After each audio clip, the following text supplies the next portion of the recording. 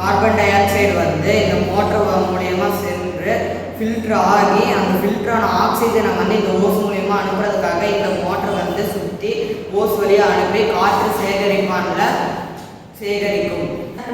தொழிற்சாலையிலிருந்து வெளிவர புகையில